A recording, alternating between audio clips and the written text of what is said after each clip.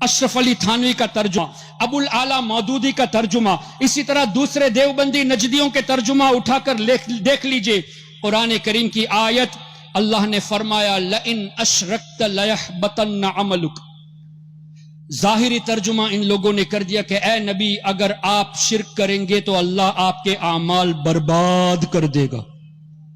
لئن اشرکت لیحبطن عملک، اگر آپ شرک کریں گے تو آپ کے تمام اعمال برباد کیے جائیں گے۔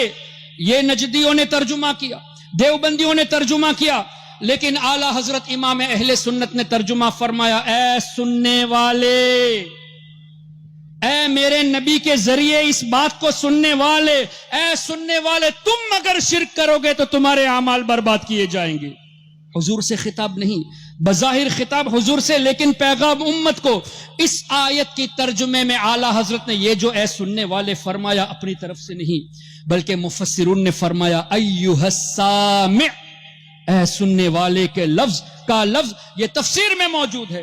اور مفسرون نے یہ بھی فرمایا الخطاب للنبی والمراد به امته، خطاب بظاہر حضور سے ہے لیکن مراد امت ہے، یعنی امت کو یہ پیغام دیا جا رہا ہے۔ حضور تو شرک کر ہی نہیں سکتے، کیوں؟ وہ تو شرک کو مٹانے تشریف لائے۔ کیا ہمارے آقا صلی اللہ علیہ وسلم نے اس طرح ارشاد نہیں فرمایا بخاری شریف میں انا محمد، میں محمد ہوں جس کی سب سے زیادہ تعریف کی جائے، وَأَنَا احمد، میں احمد جو اللہ کی سب سے زیادہ تعریف کرنے والا، اَنَا الْمَاحِي الَّذِي يَمْحُ اللَّهُ بِيَ الْكُفْرِ، میں مٹانے والا ہوں، اللہ میرے ذریعے کفر کو مٹاتا ہے۔ تو جب حضور کے ذریعے کفر مٹ جاتا ہے کیا حضور شرک کر سکتے ہیں؟ اللہ اکبر۔ تو ان دیوبندیوں نے ایسی شرارتیں کی۔ ایک اور شرارت ان دیوبندیوں نے کی ہے، قرآن کریم میں سورہ بقرہ میں غالباً 121 نمبر آیت اور 140 یا 42 میں بھی دو جگہ پہ اس طرح کے الفاظ وَلَئِنِ اتَّبَعْتَ أَهْوَاءَهُم مِّن بَعْدِ مَا جَاءَكَ مِنَ الْعِلْمِ مَا لَكَ مِنَ اللَّهِ مِن وَلِيٍّ وَلَا نَصِيرٍ، جس کا مفہوم یہ کہ اے نبی جو یہ ترجمہ کرتے اگر آپ یہودیوں کی اور نصرانیوں کی پیروی کریں گے تو اللہ آپ کی مدد نہیں فرمائے گا۔ اے نبی اگر آپ یہودی اور نصرانی کی پیروی کرو گے اللہ آپ کی مدد نہیں کرے گا۔ اس آیت کی تفسیر اٹھا کر دیکھ لیجئے، یہاں بھی مفسرون نے یہی فرمایا الخطاب للنبی والمراد به امته، یہ حضور کے ذریعے امت کو پیغام دیا جا رہا ہے کہ اے میری امت کے لوگوں تم اگر ان کی پیروی کرو گے تو اللہ کی مدد نہیں ملے گی۔ حضور پر تو اللہ کی مدد ہے ہی، واللہ یعصمک من الناس، اللہ نے خود فرمایا کہ ہم آپ کی حفاظت کریں گے لوگوں سے۔ تو حضور علیہ الصلوۃ والسلام کیسے یہودیوں کی اور نصرانیوں کی پیروی کر سکتے ہیں؟ اعلی حضرت نے اس آیت کے ترجمے میں انہی مفسرون کے اقوال کو پیش نظر رکھتے ہوئے فرمایا اے سننے والے اگر تم یہودی اور نصرانیوں کی پیروی کرو گے تو اللہ تعالیٰ تمہارا حامی نہیں ہوگا، تمہیں مدد نہیں ملے گی۔ اس طرح ان نجدیوں نے، ان دیوبندیوں نے ہمارے آقا صلی اللہ علیہ وسلم کے تعلق سے ایسی باتیں کر دی، اللہ اکبر، جو صراحتاً قرآن کریم کے بھی خلاف ہے اور احادیث طیبہ کے بھی خلاف ہے۔ اسی طرح تقویت الایمان اٹھا کر دیکھ لیجئے، اسماعیل دہلوی نے کہا کہ جو یہ عقیدہ رکھے کہ اللہ تعالیٰ نے حضور علیہ الصلوۃ والسلام کو اختیار دیا ہے وہ بدتر ہے، وہ کافر ہے، اس طرح کے الفاظ لکھے گئے ہیں۔ اور ابن عبد الوہاب نجدی نے کتاب التوحید میں لکھا کہ اگر کوئی یہ عقیدہ رکھے کہ حضور کو اللہ تعالیٰ کی عطا سے اختیار دیا گیا تو وہ ابو جہل سے بدتر کافر ہے یا ابو جہل کی طرح کافر ہے۔ اب مجھے بتائیے، اللہ نے قرآن کریم میں ارشاد فرمایا، جو آیت کریمہ میں نے پڑھی اس کا اگلا حصہ وَيُحِلُّ لَهُمُ الطَّيِّبَاتِ وَيُحَرِّمُ عَلَيْهِمُ الْخَبَائِثِ، اللہ نے فرمایا میرے حبیب کی یہ شان کہ پاک چیزوں کو حلال کرتے ہیں، ناپاک چیزوں کو حرام کرتے ہیں۔ تو حضور کو اللہ نے اختیار دیا نا تب نا۔ پھر نبی پاک صلی اللہ تعالی علیہ وسلم نے کتنی احادیث شاہد ہے اس بات پر کہ مردوں کے لیے تو سونا حرام ہے، لیکن حضرت سراقہ رضی اللہ عنہ کے تعلق سے حضور ہی نے بشارت دی کہ کیسر و کسرا کے کنگن آپ کے ہاتھ میں دیکھ رہا ہوں۔ جب کیسر و کسرا حضرت فاروق اعظم کے زمانے میں فتح ہوا، مسلمانوں نے فتح حاصل کی، تو کیا ہوا؟ ایک تو یہ کہ فاروق اعظم کے دور میں جو واقعہ ہونے والا ہے ایڈوانس میں حضور علیہ الصلوۃ والسلام اس کی خبر دے رہے ہیں کہ اے سراقہ تمہارے ہاتھ میں کیسر و کسرا کے کنگن دیکھ رہا ہوں. واقعات میں آتا ہے کہ ایک مرتبہ حضرت سراقہ رضی اللہ تعالیٰ عنہ بیمار ہوئے. ان کے گھر والے سمجھے کہ اس بیماری میں شاید یہ انتقال کر جائے. حضرت سراقہ رضی اللہ عنہ نے اس طرح فرمایا, کیا سمجھتے ہو کہ مجھے موت آ جائے گی؟ ہرگز موت نہیں آئے گی, کیونکہ میرے آقا نے فرمایا کہ میرے ہاتھ میں کیسر و کسرا کے کنگن دیکھے ہیں, تو جب تک وہ ہاتھ میں نہیں پہنوں گا تب تک موت مجھے نہیں آئے گی. یہ تھا عقیدہ صحابہ کرام رضوان اللہ علیہم اجمعین کا. پھر فاروق اعظم کے دور میں یہ پریکٹیکلی بھی ثابت ہو گیا تھا. اسی طرح قرآن کریم میں اللہ تعالیٰ نے واضح ارشاد فرما دیا, کسی چیز کی گواہی میں 2 مرد یا 1 مرد اور 2 عورتیں. لیکن نبی پاک صلی اللہ علیہ وسلم نے کیا حضرت خزیمہ رضی اللہ تعالیٰ عنہ کی ایک گواہی 2 مردوں کے برابر نہیں فرما دی؟ یہ اختیار نہیں تو کیا ہے؟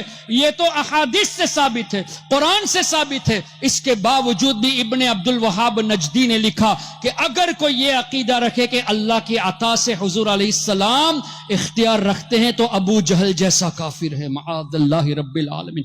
قرآن اور حدیث کا دعویٰ کرنے والے قرآن اور حدیث کے خلاف آپ کے نوجوانوں کے ذہنوں میں باتیں ڈال کر آپ کے نوجوانوں کے عقائد کو خراب کرتے ہیں, گمراہیت کی طرف لے جاتے ہیں اور رفتہ رفتہ کفر کی طرف لے جاتے ہیں.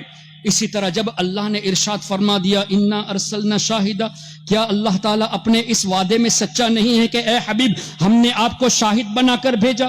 جب اللہ نے فرما دیا اے حبیب ہم نے آپ کو عالمین کے لیے رحمت بنا کر بھیجا, تو کیا اللہ تعالیٰ سچ نہیں بولتا؟ اللہ نے فرما دیا اے حبیب صلی اللہ علیہ وسلم ہم نے آپ کو یہ خوبی عطا کی, یہ خوبی عطا کی, انا اعطیناک الکوثر ورفعنا لک ذکرک ولسوف یعطیک ربک فترضی. یہ سب بشارتیں جو اللہ نے دی, حضور کی شان جو بیان فرمائی, کیا یہ سچ نہیں ہے؟ لیکن کیا ہے, دیوبندیوں نے اپنی کتاب میں جیسے فتاوی رشیدیہ میں رشید احمد گنگوہی نے کہا کہ اللہ تعالیٰ یہ صرف نہیں کہ جھوٹ بولنے پر قادر, بلکہ وعدہ خلافی پر بھی اللہ تعالیٰ قدرت رکھتا ہے. وعدے خلف وعید پر بھی اللہ تعالیٰ قادر ہے, یعنی وعدے کے خلاف بھی اللہ تعالیٰ کر سکتا ہے. جب اس پر ہنگامہ ہوا تو خلیل احمد امبیٹوی نے براہین قاطعہ میں اس کو جسٹیفائی کر کے جھوٹ بولا. کیا جھوٹ بولا؟ کہ یہ کذب کا جو مسئلہ ہے, اللہ تعالیٰ کے تعلق سے جھوٹ بولنے کا مسئلہ ہے, یہ کوئی جدید نیا مسئلہ نہیں ہے. اکابر علماء میں اس پر اختلاف تھا, متقدمین میں اختلاف تھا, لیکن کسی ایک متقدمین میں سے کسی کا نام پیش نہیں کیا. ہم جب کہتے ہیں کہ ہمارے بزرگوں نے لکھا ہے تو ڈنکے کی چوٹ پر کہتے ہیں کہ شیخ محقق شاہ عبدالحق محدث دہلوی نے مدارج النبوت میں لکھا, امام جلال الدین سیوطی شافعی نے الجامع الصغیر میں لکھا ہے, امام تقی الدین سبکی نے شفاء السقام میں لکھا ہے. ہم ریفرنس کے ساتھ بولتے ہیں کہ ہمارے بزرگوں نے ایسی باتیں کہی ہیں, اور تم کہتے ہو کہ بزرگوں میں اختلاف تھا, کسی ایک عالم کا نام تو بتا دو. کیا امام اعظم نے یہ کہا کہ اللہ تعالیٰ جھوٹ بولنے پر قادر ہے کہ تم کہتے ہو کہ بزرگوں میں اس پر اختلاف تھا؟ کیا امام شافعی نے یہ کہا؟ کیا امام مالک نے کہا؟ کیا امام احمد نے کہا؟ کیا غوث اعظم سرکار بغداد نے کہا؟ کیا خواجہ خواجگاہ نے؟ کیا حضرت مخدوم سمنا نے کہا؟ کسی بزرگ نے نہیں کہا. تو اس کا مطلب کیا ہوا؟ جھوٹ بول کر عوام کو دھوکہ دیتے ہیں. اور ان کی ایک اور مکاری, چونکہ حضرت قبلہ موجود ہے میں زیادہ وقت لینا نہیں چاہتا, ان کی ایک اور مکاری آج آپ کے سامنے نہیں ہے تو کل آئے گی. اگر ہے تو اور ذہن کو مضبوط بنا لے, نہیں تو ابھی سے تیار ہو جائے. جو عربی جاننے والے علماء ہیں جن کو دیوبندیوں کی حقیقت نہیں معلوم, ان علماء کے سامنے خلیل احمد امبیٹوی نے اشرف علی تھانوی کے مرنے کے بعد, قاسم نانوتوی کے مرنے کے بعد, رشید احمد گنگوہی کے مرنے کے بعد یہ خلیل احمد امبیٹوی حرمین شریفین پہنچا.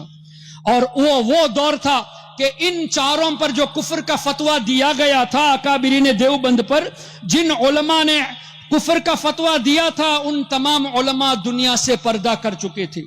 تو بعد والے علماء کے پاس خلیل احمد امبیٹوی گیا اور کہا کہ آپ کے بڑے علماء نے ہم پر کفر کا فتویٰ دیا ہے, جبکہ ہمارے عقائد تو وہی ہے جو آپ کے ہیں. المہند نام کی کتاب لکھی, اور المہند میں یہ لکھتے ہیں کہ ہم اس چیز کو مانتے ہیں, میلاد کو ہم مانتے ہیں, نیاز کو مانتے ہیں, فاتحہ کو مانتے ہیں, ہمارا عقیدہ یہ ہے, وسیلہ کو ہم مانتے ہیں. تو بعد والے علماء نے اب یہ کہا کہ اگر تمہارے عقائد یہ ہیں تو کفر کا فتویٰ پھر نہیں ہے. اب عرب علماء کے سامنے ان لوگوں نے مکاری کی, وہاں یہ کتابیں دکھائی, ہندوستان، پاکستان، بنگلہ دیش میں ابھی بھی وہ پرانی کتابیں چھاپ بھی رہے. یہ منافقت نہیں تو اور کیا ہے؟ یہاں آپ کے یہاں دیوبندیوں کی مسجد قریب میں ہے، یہاں دیوبندی رہتے ہیں، کان کھول کر سن لے اے دیوبندیوں، ایسی منافقت کو چھوڑ دو. کسی کے سامنے اپنے دفاع کے لیے مہند پیش کرتے ہو اور یہاں کے لوگوں کو گمراہ کرنے کے لیے براہین قاطیہ، حفظ الایمان، فتاوی رشیدیہ اور دیگر کتابیں چھاپ کر لوگوں کو گمراہ کرتے ہو. یہ دیوبندیوں کی منافقت اتنی خطرناک ہے کہ میں تو کہتا ہوں غیر مقلد اہل حدیث وہابی اگرچہ بدترین لوگ ہیں، قرآن کریم کی وہ آیتیں جو مشرکین کے تعلق سے نازل ہوئی، ان آیتوں کو اللہ کے نیک بندوں پر فٹ کیا. اور حضرت عبداللہ ابن عمر رضی اللہ عنہما کا فرمانا بخاری شریف میں موجود خوارج کے باب میں کہ یہ بدترین مخلوق ہے خارجی، وہ کریشن ہے. کیوں؟ جو آیتیں مشرکین کے تعلق سے نازل ہوئی ان آیتوں کو نیک بندوں پر فٹ کیا. آج کا وہابی بھی یہی کرتا ہے. تو یہ بھی آج کے دور کے خارجی ہوئے اور بدترین مخلوق ہوئے. لیکن ان کی ایک عادت ہے، جو اکیلے میں کہتے ہیں وہی مجمع میں کہتے ہیں. لیکن دیوبندیوں کے اندر یہ منافقت ہے کہ وہ اپنی گیدرنگ میں تو کہہ دیں گے کہ یہ شرک ہے، یہ بدعت ہے، یہ غلط ہے، وہ غلط ہے. جب آپ میں سے کوئی ان سے سوال کرنے جائے گا، ہم نے کب یہ سب کہا؟ ہم تو اتحاد چاہتے ہیں، دیکھو ہماری کتاب المہند موجود ہے، ہم نے تو اس میں وہی عقیدہ لکھا ہے جس کو آپ مانتے ہو. اور ان کتابوں کی عبارتوں کو جسٹیفائی کرتے ہیں اور یہاں تک کیا کہ نئی ایڈیشن میں ایڈیٹنگ بھی کر دی ہے، الفاظ کو چینج بھی کر دیا ہے. اس کا مطلب کیا ہوا؟ تم مانتے ہو تمہارے بزرگوں نے غلطی کی تبھی تو چینج کر رہے ہو، ورنہ الفاظ میں تبدیلی کی ضرورت کیا تھی؟ تو یہ ان کی منافقت ہے. اپنی اولاد کو ان منافق صفت لوگوں سے بچائیے اور آج سے عقائد اہل سنت اپنے بچوں کو سکھائے. یہ مت سوچنا کہ ابھی ہمارے بچے چھوٹے ہیں، جب بڑے ہو جائیں گے تو سیکھ جائیں گے. نہیں، حضور علیہ الصلوۃ والسلام نے ارشاد فرمایا ادبوا اولادکم، اپنی اولاد کو تعلیم دو، سکھاؤ. کیا؟ 3 خصلتیں. اس میں پہلی بات جو فرمائی حب نبیکم، اپنے نبی کی محبت اولاد کو سکھاؤ. پھر فرمایا اہل بیت کی محبت، اور بعد میں فرمایا وتلاوت القرآن، قرآن کریم کی تلاوت. جبکہ قرآن میں ہر شے کا ذکر ہے، ولا رطب ولا یابس الا فی کتاب مبین ولا اصغر من ذلک ولا اکبر الا فی کتاب مبین ونزلنا علیک الکتاب تبیانا لکل شیء. ہر چیز کا واضح بیان قرآن میں ہے، چھوٹی بڑی چیز کا ذکر قرآن میں ہے، خشک و تر چیز کا ذکر قرآن میں ہے. اس کے بعد بھی حضور فرماتے کہ پہلے نبی کی محبت سکھاؤ، پھر اہل بیت کی محبت کا تذکرہ، اس کے بعد تلاوت قرآن. کیا پتا چلا حضور کی محبت میں، اہل بیت کی محبت میں، صحابہ کی محبت میں قرآن پڑھو گے تو ہدایت پر رہو گے، اور حضور کے بغض میں، اہل بیت و صحابہ کے بغض میں قرآن پڑھو گے تو ہدایت ملنے والی نہیں. یہ بھی قرآن کا ہی فیصلہ ہے نا، یضل بہ کثیرا ویہدی بہ کثیرا. کتنے لوگ قرآن پڑھ کر گمراہ ہوتے ہیں، جبکہ قرآن پڑھ کر گمراہ ہونے کا سوال نہیں، چونکہ حب رسول نہیں ہے، بغض رسول کے ساتھ پڑھتے ہیں. اور حضور کی شان، جو بے عیب نبی ہیں، ان کے بے عیب نبی کی شان میں عیب تلاش کرنے لگے. کیا کسی یہودی کو دیکھا کہ تورات کا تذکرہ کرتے ہوئے یہ کہا ہو کہ ہمارے موسیٰ علیہ السلام کی خامی ہم تورات میں ڈھونڈ رہے ہیں؟ کیا کبھی کسی نصرانی کو دیکھا ہے کہ انجیل کے تعلق سے یہ کہے کہ عیسیٰ علیہ السلام کی خامیاں ہم انجیل میں دیکھ رہے ہیں؟ لیکن آج کا کلمہ پڑھنے والا قرآن کھولتا ہے تو یہ دیکھتا ہے کہ کہاں حضور کی بے ادبی کی گئی، کہاں حضور کو اللہ نے ڈانٹا معاذ اللہ، جبکہ اللہ نے کہیں بھی ڈانٹا نہیں ہے. آیتوں کو مسکوٹ کرتے، یہ کھول کے دیکھتے ہیں کہ کہا اللہ نے یہ فرمایا کہ حضور کو یہ خبر نہیں، وہ خبر نہیں. اللہ اکبر. کیا یہ کلمہ پڑھنے والے کی شان ہو سکتی ہے؟ نبی کا کلمہ پڑھ کر بے عیب نبی کی شان میں بے ادبی کے الفاظ استعمال کرنا اور عیب ڈھونڈنا. اللہ اکبر. نبی پاک صلی اللہ علیہ وسلم کی شان تو ایسی کہ عیب تو دور، اللہ نے جو اوصاف عطا فرمائے وہ ختم ہونے کے عیب سے بھی پاک ہے. تبھی تو اعلیٰ حضرت نے فرمایا سرور کہوں کہ مالک و مولا کہوں تجھے، باغ خلیل کا گل زیبا کہوں تجھے، تیرے تو وصف یا رسول اللہ آپ کے جو اوصاف ہے عیب تناہی سے ہیں بری، ختم ہونے کے عیب سے بھی پاک ہے. یہ ہمارے آقا کی شان ہے. کیوں؟ وَرَفَعْنَا لَكَ ذِكْرَكَ وَلَلْآخِرَةُ خَيْرٌ لَكَ مِنَ الْأُولَى. ہر آنے والی گھڑی پچھلی گھڑی سے بہتر. تو اب حضور کا درجہ اور بلند ہو گیا، اب اور بلند ہو گیا. ہر گھڑی بلند ہوتا رہتا ہے تو عیب ختم ہونے کے عیب سے پاک ہوئے تو اعلیٰ حضرت نتیجے میں فرماتے ہیں تیرے تو وصف عیب تناہی سے ہیں بری، حیراں ہوں میرے شاہ میں کیا کیا کہوں تجھے، لیکن رضا نے ختم سخن اس پہ کر دیا، خالق کا بندہ خلق کا آقا کہوں تجھے۔ اس کو اور آسان لفظوں میں اعلیٰ حضرت کے بڑے صاحبزادے حجت الاسلام مولانا حامد رضا خان رحمت اللہ علیہ نے یوں فرمایا، محمد مصطفیٰ نور خدا نام خدا تم ہو، شہ خیر الورا شان خدا صلی علی تم ہو، حبیب کبریا تم ہو، امام الانبیاء تم ہو، محمد مصطفیٰ تم ہو، محمد مجتبیٰ تم ہو، غریبوں درد مندوں کی دوا تم ہو، دعا تم ہو، فقیروں بے نواؤں کی صدا تم ہو، ندا تم ہو، ہمارے ملجا و ماوا ہمارا آسرا تم ہو، سہارا بے سہاروں کا شہ ہر دوسرا تم ہو، غریبوں کی مدد بے بس کا بس روحی فدا تم ہو، اور یا رسول اللہ حسینوں میں تم ہی تم ہو، نبیوں میں تم ہی تم ہو، کہ محبوب خدا تم ہو، نبی الانبیاء تم ہو۔ اتنی تعریف کرنے کے بعد فرماتے ہیں مولانا حامد رضا رحمت اللہ علیہ کہ یا رسول اللہ ہم آپ کو خدا تو نہیں کہہ سکتے اور نہ ہی خدا سے جدا کہہ سکتے۔ فرماتے ہیں خدا کہتے نہیں بنتی، جدا کہتے نہیں بنتی، تو کیا کہا جائے؟